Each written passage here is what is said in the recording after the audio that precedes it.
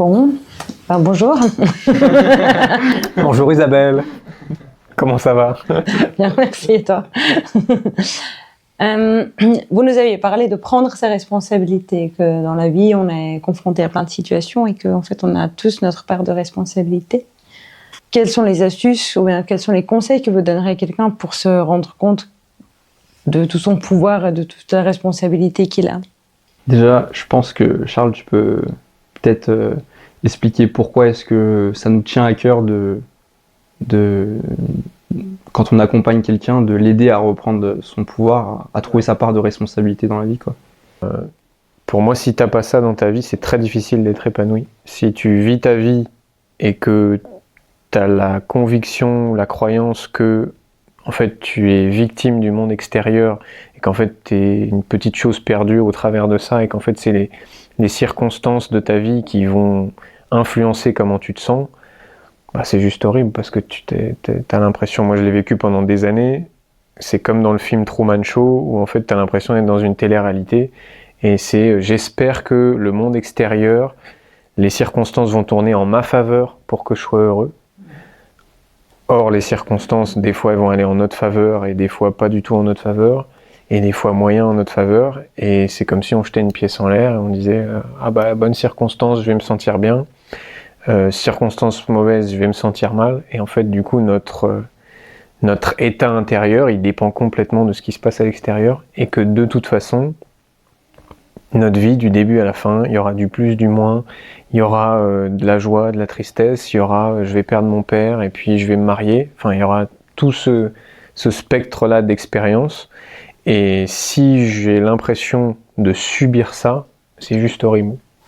C'est juste horrible parce que je vais avoir l'impression de ne pas avoir le pouvoir dessus et que nous, quand on accompagne quelqu'un, on sait que c'est la première étape avant n'importe quoi, c'est qu'elle prenne conscience qu'elle crée tout dans sa vie et que jusqu'ici, elle a tout créé, ou en tout cas co-créé, le super et le moins super, le beau, le moche, les échecs, les réussites. Et c'est facile de se dire « Ah ouais, bah, mes réussites, c'était moi, quand j'ai gagné telle compétition, c'était moi. » Et de se dire « Ah bah ça, c'est voilà, c'est moi, c'est grâce à moi. » C'est plus difficile de se dire « Ah bah en fait, la relation dans laquelle j'étais, qui a été une catastrophe, où on s'est fait du mal, où ça a été violent, mais en fait j'étais dans cette relation, donc ça veut pas dire que c'est que de ma faute, ou de ma responsabilité plutôt, mais en tout cas je fais partie du truc. » Et la dernière fois je disais en séance de groupe, si t'as pas conscience que tu fais partie du problème, tu peux pas faire partie de la solution. Tant que t'as pas pris conscience que depuis le début de ta vie, le magnifique et le pourri, ça vient de toi, au moins en grande partie, bah tu restes victime de ça. Et puis en fait tu luttes dans ta vie, t'es en lutte. Et c'est ça, tu vis une vie de lutte, à espérer, à prier que les circonstances aillent en ta faveur, mais ce sera jamais le cas, quoi. T'aimerais rajouter quelque chose, hein? Ouais, reprendre son pouvoir, c'est prendre sa part de responsabilité dans la vie, c'est comprendre que quoi qu'il arrive, nous les êtres humains, bien sûr sur l'environnement, l'extérieur, sur est-ce qu'il va pleuvoir, ou est-ce qu'il va faire beau, on n'a pas tellement d'emprise.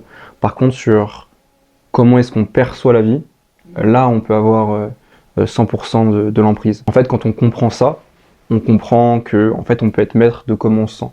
Parce que on va se sentir comment je me sens, les émotions qui circulent dans mon corps dépendent en grosse partie de mes perceptions. Et la réalité, c'est que les personnes qui souffrent de circonstances, la circonstance, si elle est dans le passé, bah, en réalité, c'est eux-mêmes qui la recréent, tu vois. Moi, il y avait une personne qui disait, voilà, oui, mais mon copain m'a trompé. Je lui dis, oui, mais est-ce qu'il te trompe là, aujourd'hui, maintenant? Non, donc c'est du passé. Donc c'est toi qui te répètes depuis tout ce temps que ton copain t'a trompé et que les hommes sont tous des connards. Si on l'accompagne et si elle comprend que c'est elle qui décide aujourd'hui d'avoir cette perception, bah en fait elle comprend que c'est pas son copain qui constamment l'a fait souffrir, mais que c'est elle qui, en quelque sorte, décide, en décidant de continuer à nourrir cette croyance dans son esprit, bah, que voilà, c'est elle qui décide en partie de souffrir, quoi.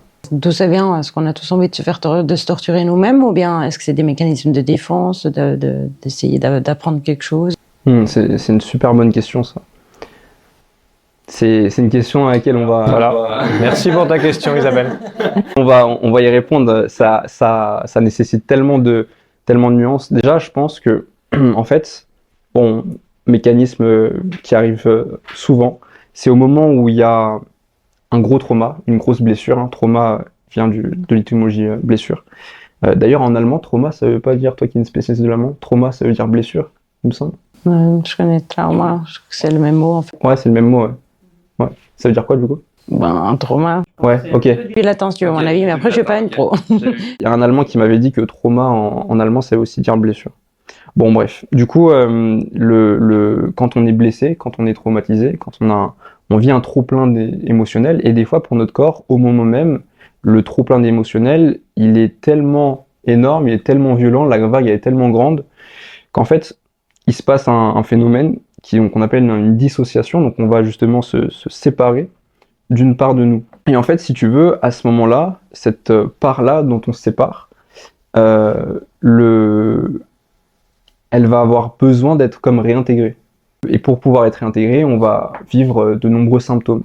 Et la personne qui raconte en boucle son trauma, qui raconte en boucle, qui se répète en boucle que quelque chose va mal, etc., etc., ben en fait, elle est en train de vivre un symptôme qui va l'aider petit à petit à réintégrer cette partie-là.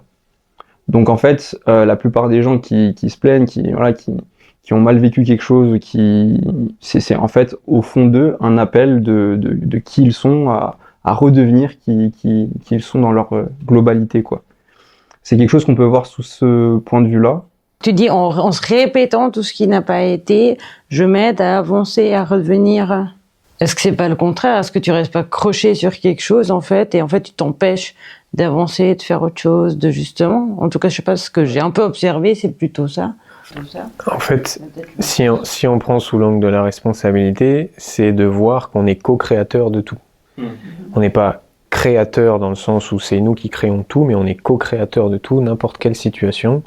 Une relation que j'ai avec Théo, c'est 100% de Théo et 100% de moi. On va tous les deux co-créer ça. Et si je vis un schéma en boucle, je tombe toujours sur le même genre de mec, je ressens toujours le même genre d'émotions dans mes relations, peu importe, c'est que, comme disait Théo, il y a un émotionnel non vécu en moi que j'ai stocké dû à un trauma du passé qui n'a pas été vécu. Ok ?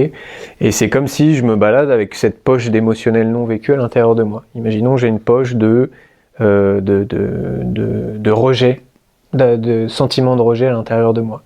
Mais du coup, avec cette poche d'émotionnel non vécu, quand je vais avancer dans ma vie, je vais rencontrer plein de situations qui vont raviver ma poche émotionnelle de rejet. Ça veut dire que quand je vais aller chez la boulangère chercher ma baguette et qu'en fait j'étais devant le monsieur et que elle va s'adresser au monsieur qui est derrière moi pour le servir avant alors que c'est moi qui suis arrivé le premier, bah là tout de suite mon émotionnel de rejet, hop, ça va être réactivé et je vais le sentir. Et donc ne pas prendre sa responsabilité à ce moment-là, ça va être de dire bah en fait la boulangère est méchante, elle est pas respectueuse, elle me prend pas en compte et je suis victime de la boulangère.